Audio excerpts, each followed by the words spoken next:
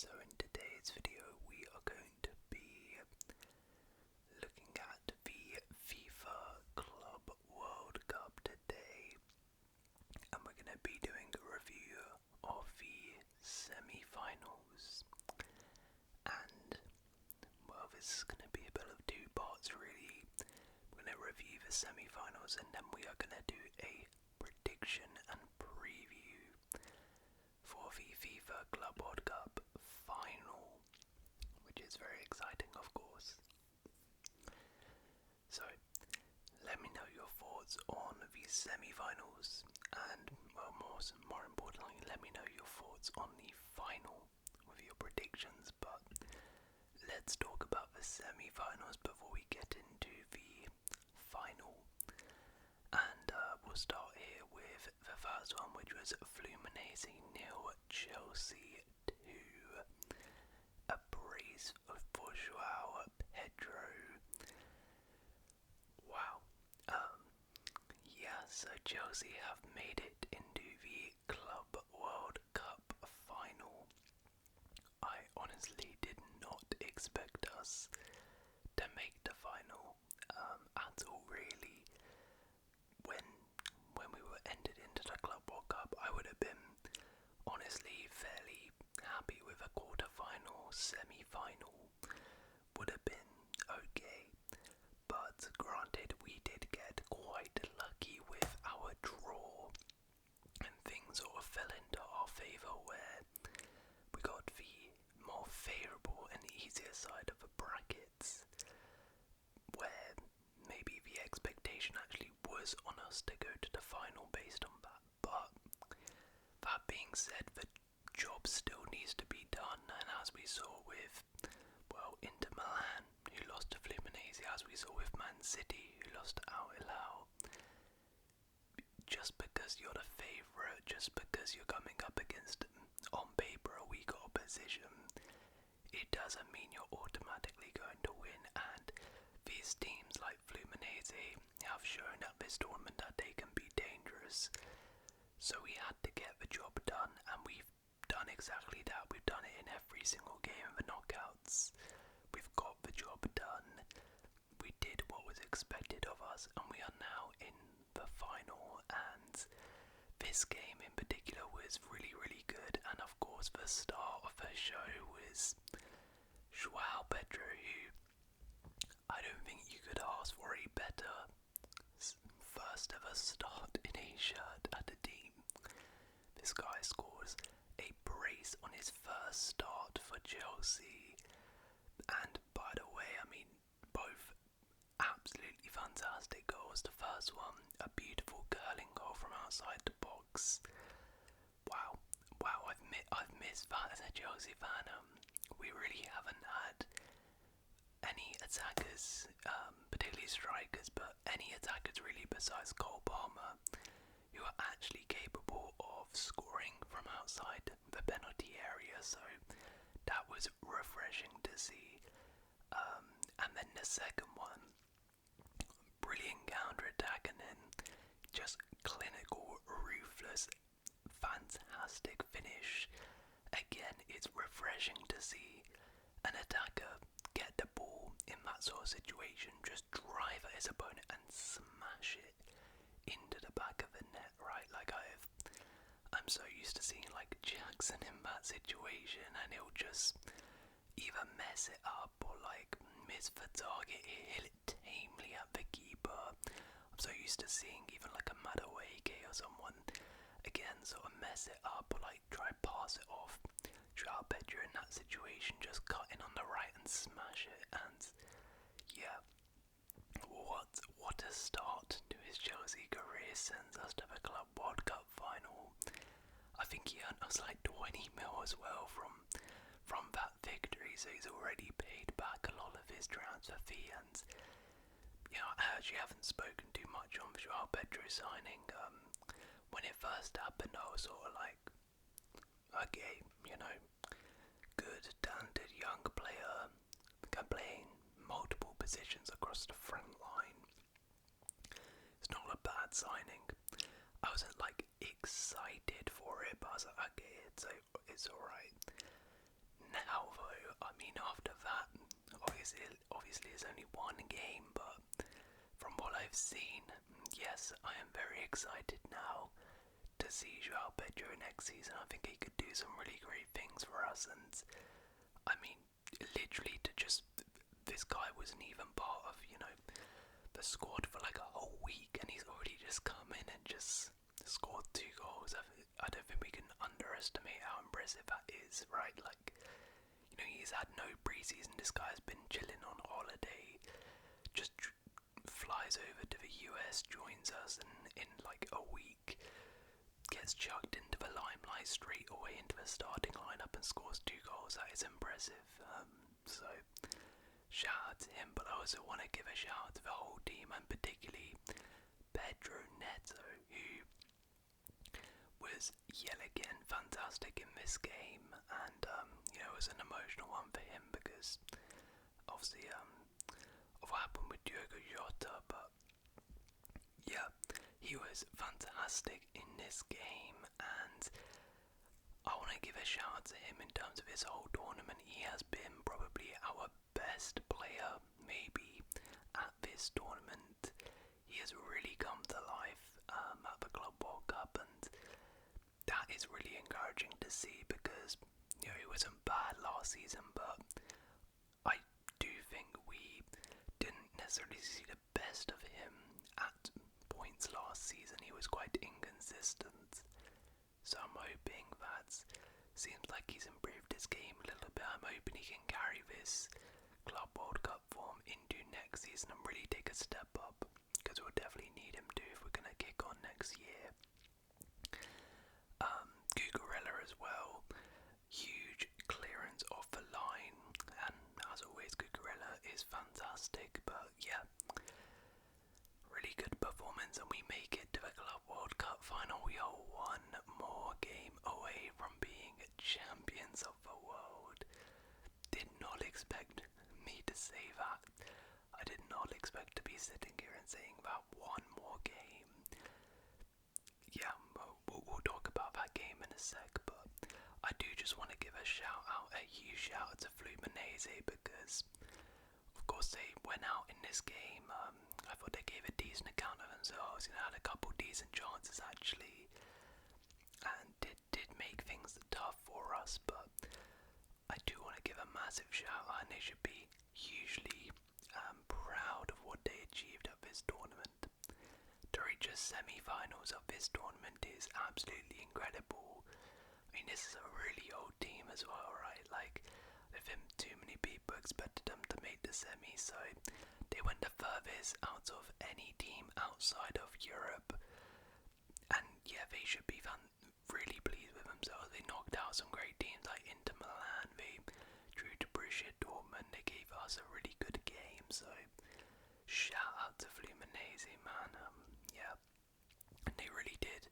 Shout out to all the Brazilian teams. They really put Brazil on the map in terms of just reminding the European teams that, yeah, these Brazilian teams are serious. They are serious teams, and Fluminense, like many other Brazilian teams, showed it at this tournament, but unfortunately just didn't have enough to go all the way. Right, now let's talk about this one, because this was a crazy game. PSG 4, Real Madrid 0. 2 goals from Fabian Ruiz, a goal from Ousmane Dembele, and a goal from Gonzalo Ramos.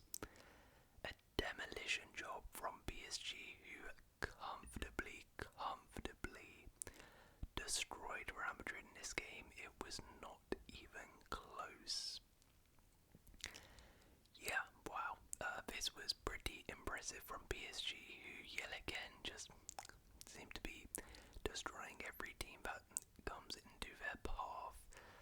Now granted, Real Madrid, I mean, they went 2-0 down in 9 minutes, but while PSG were clearly the better team, Real Madrid did not help themselves. Both of those goals, absolutely awful errors from the 2 centre-backs, Rudiger and Asensio.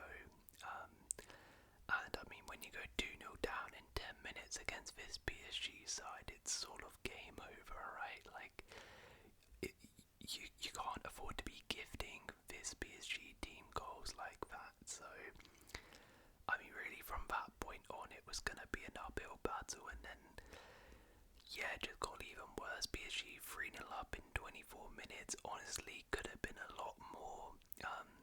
Before half time, they had some pretty good chances. It could have easily been 4 or 5-0 PSG at half time. Real Madrid were just completely outplayed. They could not handle the PSG press at all, and yeah, they barely had any chances themselves in that first half. Real Madrid, yeah, look at that, just complete domination. They couldn't really get on the ball. I will give Real Madrid a little bit of credit in terms of the second half. They were a lot better. They did manage to get on the ball a little bit more. Couple little chances. They did limit PSG, although I don't think that was really too much. Real Madrid being good. I think that was more just PSG. They took their foot off the gas, like they've sort of done in a couple of games. I remember they did this versus into Miami, where just destroyed them, got the job done in the first half, and then just see the game out in the second half. And yeah, that's what they did. They sort of just went in cruise control, and then in the end, Gonzalo Ramos comes off the bench. Barcola, fantastic assist. I mean, just showcasing the attacking depth they have here. Barcola comes off the bench, gets an assist for the substitute. Gonzalo Ramos hit the Jota celebration as well, which is really nice touch. And yeah, PSG 4-0 winners here. They are into the Club World Cup final, looking to get their 4th trophy of the season and cap off what has been a truly insane season. Yeah, just fantastic side, fantastic win against Real Madrid, and obviously again we'll talk about the final in a second, but there's not really too much else you can say about PSG at this point, except they are just a fantastic team. But Real Madrid, oh boy, I think this was a little bit of a reality check for Madrid fans that, yeah, you've improved a bit under Xabi Alonso, but this is going to take some time, and you shouldn't, you're not at a level yet to compete against PSG and teams like that. Alonso has only just come in. He's only had like a month with this team. I said in my preview it would be a bit of an ask for Alonso with like a month in charge to just go ahead and beat PSG, considering how poor Real Madrid were last season. And you saw in this game, right, like it was pretty much the exact same Real Madrid we saw against Ancelotti in terms of how poor they were, and you just saw the gap in quality, the gap in terms of cohesion and being a team. Real Madrid could not cope with PSG, but like I said, I don't think you can pin that blame on Xabi Alonso, and I think you can start blaming him. He's inherited a little bit of a mess, and like I said, it's going to take some time for him to build this team up to a point at which they are able to compete with PSG. So, I mean, you should have, Madrid fans realistically kind of saw this coming. Like, you were getting smoked by teams like Arsenal, so I don't know how you were expecting to come in here and beat PSG.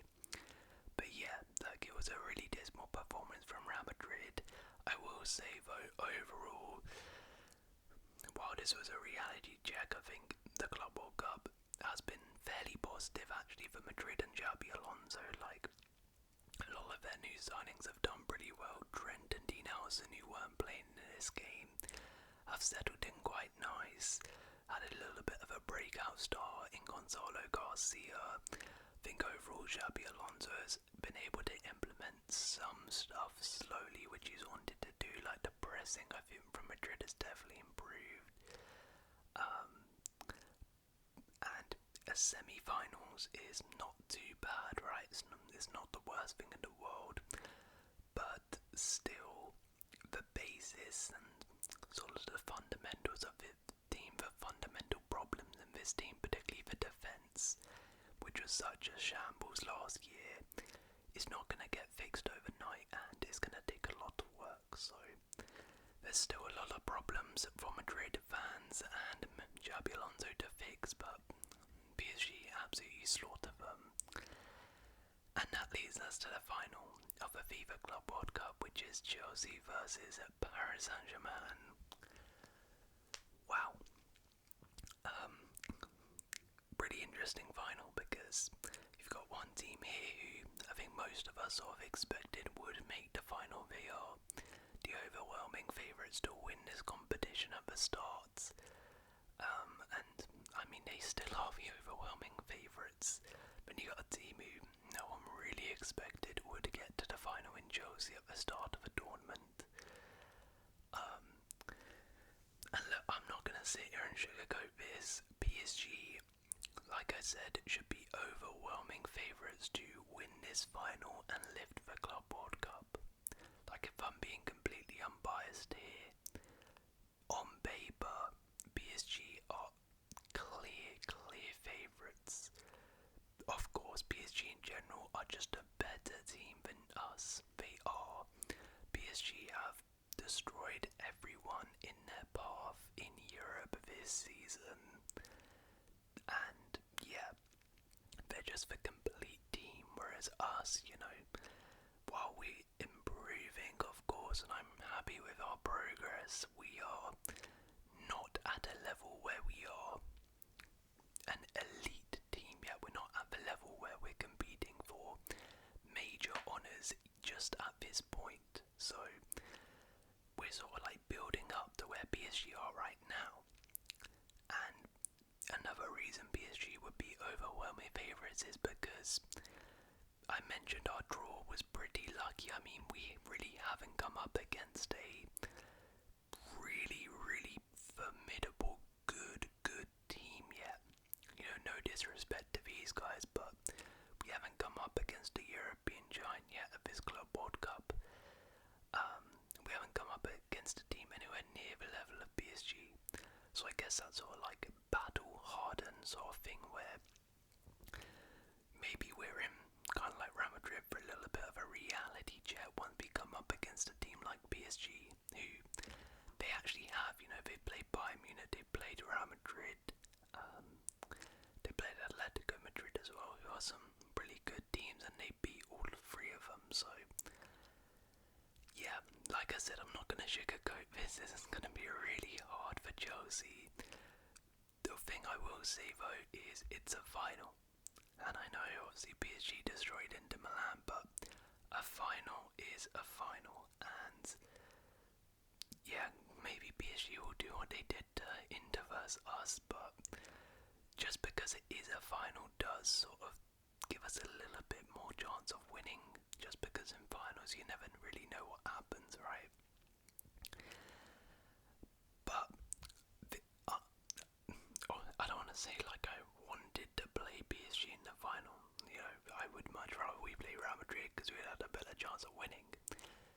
But I am actually excited to play PSG because I do obviously I want to win this game and I want to win the Club World Cup because that would be a fantastic achievement, but I also do just want to see what our level is, if you get what I'm saying, because like I said, we haven't been able to play any big European teams in the Club World Cup so far, and then obviously in the league, I guess we're coming up against like Liverpool and that, but we were playing in a Conference League last season, so again we didn't come up against big European giants. So this Chelsea team under Maresca, we haven't faced any big European giants. We haven't faced a Real Madrid, we've never faced a Bayern Munich, we've never faced a Barcelona, a PSG. So I really do want to see what the level is like. How are we going to do against a team like PSG? Are we going to get exposed and just smashed? And like I said about Real Madrid, it will be a bit of a reality check for us that we are nowhere near the level of these elite sides. Or maybe are we going to show that we can compete with them? Whether that even is, PSG a really, really tough game. Obviously, I want to win, and I would be really disappointed and upset if we lost like that, but I would be able to take some positives from it, and that's sort of where I'm intrigued, and it's going to be nice as well, because we've got the Champions League next season again to see, okay, are we able to compete in the Champions League next season? Are we able to potentially kick on in the league next season? I think this is a great sort of barometer, it's a great test, but most importantly, it's a great chance to be champions of the world, which is pretty cool to say, right?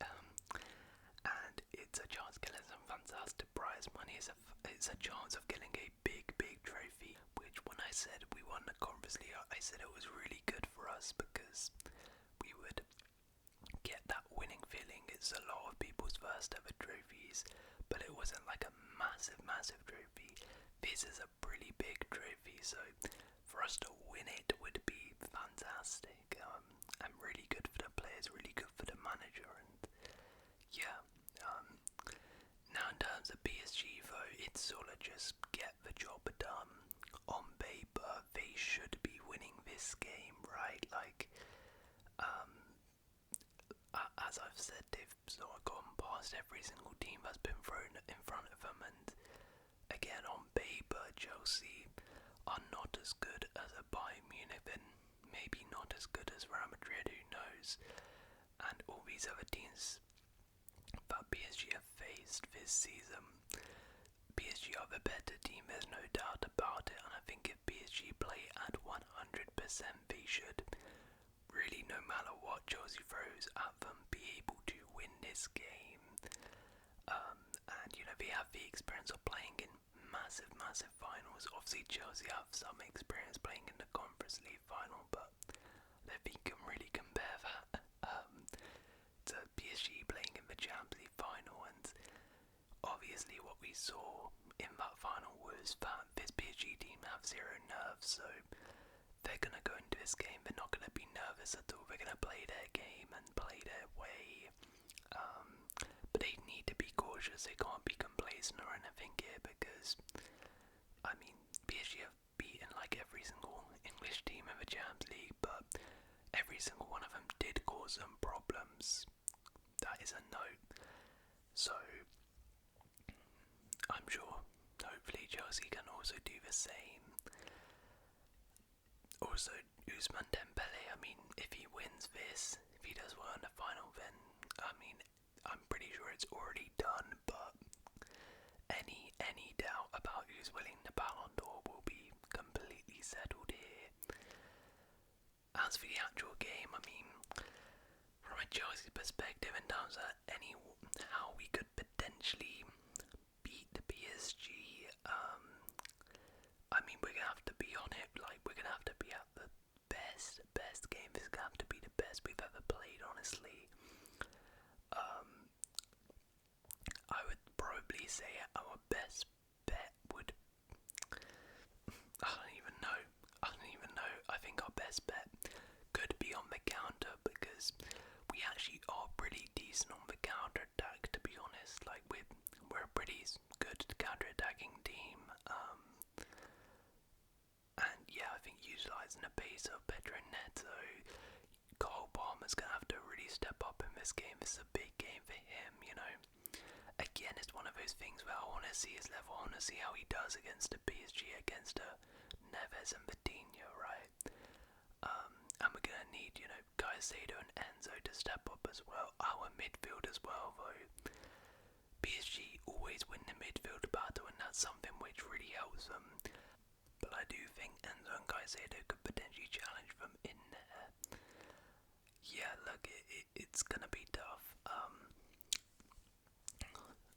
Maresca, again, is one of those things where let's see how good tactically you are against a manager like Enrique. If I'm going for my prediction, look, if I'm being realistic here, then I'm gonna say 3-0. I'm gonna say 3-0 Chelsea, if I'm being realistic here. But if I'm going with my heart, I'm gonna say 5-0 Chelsea. I'm gonna say 5-0 Chelsea. I'm gonna say we get the job done.